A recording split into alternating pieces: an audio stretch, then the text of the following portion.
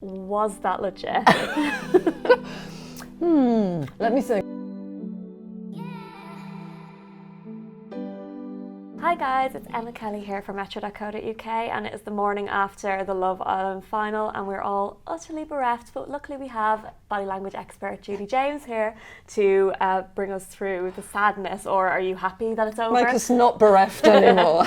I mean, it was a good final for, Jack and Danny won and nobody was expecting anything else really, were they? But what did you think of the final? Do you know, I was, because my experience comes from Big Brother, and I thought by now, the thing I didn't know with Love Island, I didn't tune into the psychology of the viewers and their voting, and I love this at this stage, or as it was yesterday in a reality show. You kind of drop thinking about the actual people in the show and you start thinking, I wonder how people are going to vote this time. And because Danny and Jack were absolutely such a shoo-in, I mean, they were perfect in every single way. Apart from the producers, can I just say, because as an investment for next year, they've just voted in a couple that had no real dramas and did not have sex. Yeah. And that's not going to be particularly good for next year. It's going to turn into the Archers next year. But I thought that the viewers might have started to do little clever things like picking the counterintuitive couple or picking the one that, everybody's expecting us to vote for Danny and Jack, so we'll vote for somebody completely random. Having said that, there wasn't a completely random in there, but the nearest to that was Laura, so interesting. Yeah, the rebellious vote has started. I mean, with Laura and Paul, nobody was really expecting them to get that far, but except Judi, you knew, you could predict this. But can I just say, and I need to be specific, and then nothing against the guys in Love Island, that was Laura and not Paul. She was pulling the votes in, I think, for her poor Poldarkian on the cliff crying heroine character and coming through it all with a smile. I mean, that's the first clip that we're going to watch, is her declaration of love for Paul, which was very emotional altogether, so we'll have a look at that first. Although it may sound cheesy, I do believe in Prince Charmings, and that's all thanks to you.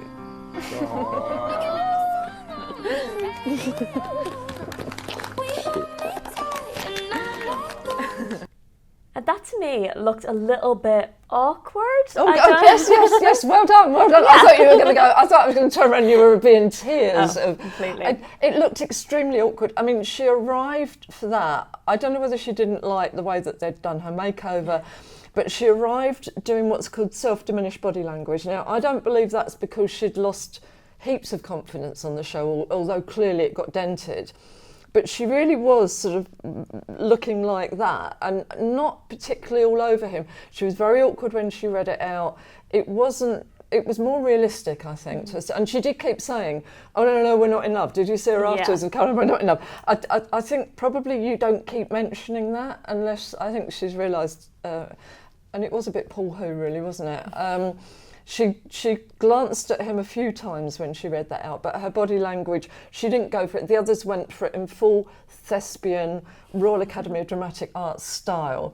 She, I think, was a little bit more realistic, and I have to say with Laura, and I probably loved her the most for this, when she did the interview afterwards with Caroline, you could see the rows breaking out between those two. 100%. She was interrupting him, let me speak.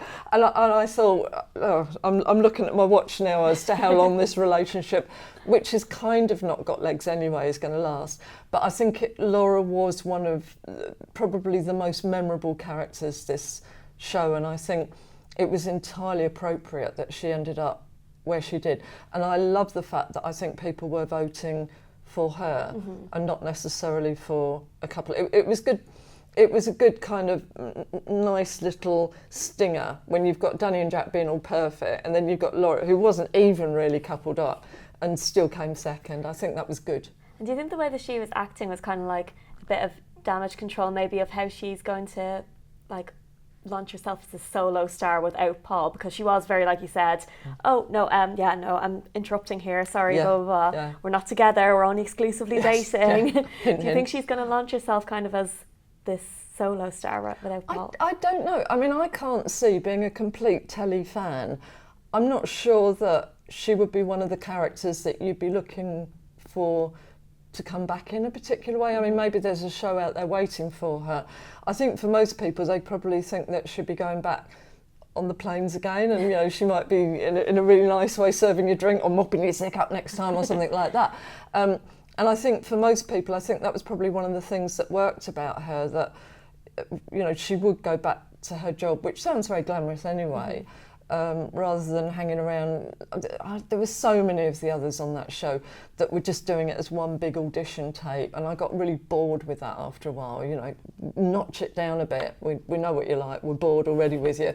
But I think with her, she got enough genuine dramas on there to make her. I think she and Georgia, for me, were the two strong characters on that whole season. And like Laura and Paul didn't really have the sort of drama in their speeches. People who did have drama was Megan and Wes, who there were tears, it was thespian, it was everything you'd really expect from a Love Island speech. So we'll have a look at their declaration of love. And Bionic. Oh, bless you. Come on, mate. You got it. You're doing really well. I'm so happy. No, this is amazing. I promise you. You're doing really well. And it's amazing, mate. Was that legit? Let me think. Megan, not for my money. Listen, you know, all we're seeing now is Megan, you know, oh, the epiphany, you've turned me into a different person, I lack confidence, blah, blah. Listen, that woman deep down has got symptoms of low self-esteem. However, I'm not saying that Megan and B. This is the woman that just went up and grabbed her best friend in there's man like that, and suddenly it's like, oh, you know, really, I wasn't falling for that one. And when they start, have you ever actually cried and gone like that? Because it doesn't work. I mean, I cry a lot. I'm like a teary person. I've never done that. No, because it's useless. All that does is, oh look, I'm crying. You know, which normally when you really cry, which is maybe for you, but not an attractive thing, you kind of want to hide your face because the chin's collapsed and you're making weird noises and snot and things like that. So I didn't really go for all of that giggle stuff. But if you saw another bit of body language that she was doing at the same time, and this is very much Hello Dr. Alex, very much along the same lines as him, she also kept pit bearing. Her hand kept going up, and that's very much a gesture of control, confidence, look at me. So I'd love to say that I got my own little hanky out while she was doing that, but it was only to have a bit of a laugh, I'm afraid. She did, full marks to her. She's got an audition waiting for her for Shakespeare or something like that. And Wes was kind of just like, oh, you're doing so well, you're doing really proud. And their personalities didn't really seem to mesh up at that point. He was very like smiley and I'm all here for the camera as well, but I'm like really poised. What did that tell us about them? I mean, he's one of the ones that's been auditioning, I think, all the way through. I think, you know, he probably worried that she was blasting their big moment out, you know, get it over and done with. And her words weren't that tear-jerky either. He's also, I think they've created this kind of complementary fit, which is where she plays Epiphany woman that is now sweet and you know, but you've brought, and I'm this, that and the other. And he plays this kind of guy that calls her our Meg and has created this character for her that she's incredibly sweet.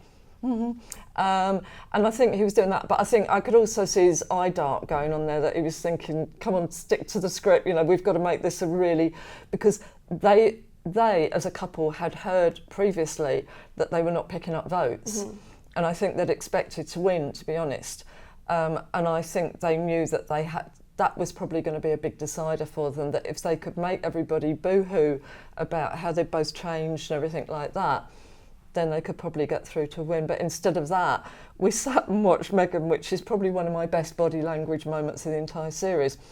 This sweet Epiphany Megan having to watch all the things she'd been up to in the house. I own it. I mean, she's a great character. Own it. Don't try and be somebody else. And that is kind of the narrative they've created for her, is that now she's this sort of reformed girl. But I don't know why they've done that, because I think the reason we all loved her during the series was because she was so like brazen and went after the man that she wanted. Yeah. I'm not really sure why why she's gone that route. No, and the point is, I think people think on those shows, they begin to think that the public have got stupid written all over their forehead, and on the back of their head, very short memory.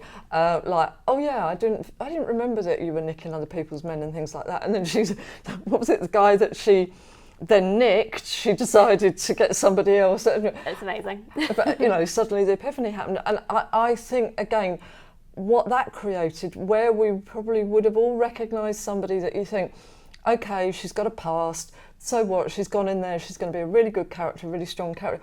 Fine, that's what Love Island's all... It's Love Island, it's not, you know, Innocence Island or anything like that. However, I think what that then created in terms of voting tendencies was that people, the woman that actually was gracious enough to forgive her and still be friends with her, Laura, came higher than she did on the vote. So when you say you're going to be yourself, I think the thing to remember next time is to be yourself. And the third place couple was Josh and Kaz, and a lot of people thought they were going to come second, and myself included. I thought they were going to do a lot better than they did. Why? I don't know. I think I quite like them as a couple. I think they look quite real to me, but you're going to have to tell us, and we'll have a little look at their declaration of love. In that first connection, I knew I'd found somebody who could not only potentially be my girlfriend, but also my best friend too. And I cannot describe how excited I am to start my life outside of the villa with you, with the girl that I love, and of course the girl that I'm proud to call my girlfriend. I love you, Kaz. Am I being really naive? No, for me, those two, I think they were very aware of how good they looked together and how compatible, and that they were probably, I don't know, or would be deemed to be the best looking couple in the villa. They were well balanced in terms of looks, I think. I don't think they were well balanced in terms of ego, and I think that might be the problem, that I'm not sure about him, what he's going to be like when he's outside the house. You could see a lot of his appraisal looks of her when she came out with the evening gown on. You could see his eyes going up and down. Like, I think for him a lot of it was that they did make a very good visual couple. But she always made all of the running when it came to their more romantic body language. It would always be her. I think even right up to when they were doing the interview, you know, she was the one that was hand on his knee and arm around him, and he's just sitting there again, a little bit of an audition tape going on there, I think, for work. You know, he's a performer anyway, isn't he? So I think, he came on like that, and I think in his mind he was still doing that. And what's not to like with Kaz? I mean, really, unless you're one of the other women in there. And they do look good together, but I wasn't entirely convinced by their body language that he was quite as smitten as she was prepared to be. Okay, that's interesting. We'll have to see how they do after the villa. But Jack and Danny, the winners, and they were favourites basically from the beginning. So we've talked about how they have been in the villa, but I want to pick your brains about whether you think that they knew they were winning based on the reactions. Danny and Jack!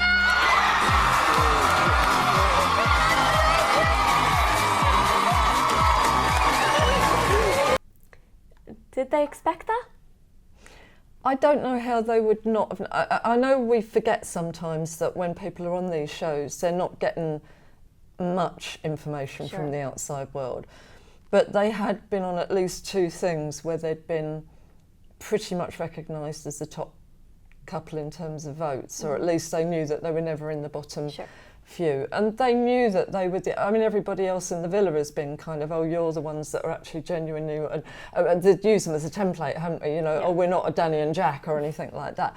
And also, you know, they've got that rabbit up the sleeve, which was Danny didn't turn. Well, he didn't turn up, but I mean, and that's got to weigh it slightly. Having said that, they did make a very good couple together, but I think when people use cut-off gestures like that, he ducked behind her back and hid his face. She hid her face. Yes, that might be that you're registering genuine shock, but sometimes when we do that, it's because we're not quite sure how to, you know, I'm not surprised as I'm really making out. They're quite a modest couple, I suppose, and I think what was it that Daddy Danny said you've got a bit of a Derby He got a Kelly bit to of him, Derby didn't it? Kelly. Which, of course, being South London, I know what he was talking about. He probably thought it was something else. Because a Cockney doesn't mean to say it's South London or Essex. They don't all do Cockney rhyming slang. But they might have been looking at the other couples and thinking, no, Kaz might win it. People might win it on looks. But they must have had pretty an inkling. I think Laura looked suitably surprised and pleased for them. But again, that's Laura's thing all the way through, isn't it? Generous to a fault. Yeah, she has been very gracious. I would have hurtled across to those two and kicked them in the pool. I'd have been my winning streak. So now it's all over. What can we expect based on how these couples ended up and the body language that they put forward? What can we expect from the couples in the weeks ahead? Right. I'm not... Well, all right. Cynical hat on. It would depend how much work they can get as couples when they leave, clearly. I think people maybe don't realise it doesn't matter whether they're genuinely in love or not. The game goes on because that is just the warm-up. What we've seen is the warm-up. It's what that then leads to in terms of work outside when they get back here. I'm slightly worried for Danny and Jack because if the papers are to be believed, Danny Daddy has been saying that he's going to promote his daughter's career, but not as a double act. It's a bit mean, really, let them find their own feet. I think Jack possibly has got a good TV career because to me he's a natural in front of the camera. But a lot will depend on that because they either get shoved around by the PRs and presented on all the programmes as a double act, or people start to kind of get a sense of the fact that, oh no, you're perhaps going to be a bit more popular than you are. And as we saw from last year's lot, there was the bromance was probably the most money earner more than anything else. So I, in terms of looking at those couples, I think for me, Laura, I can't see that relationship having legs.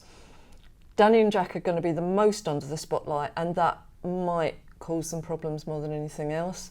Although I think, it'd be great to see them going off and ending up in an old people's home together in about another 60 years' time or something like that.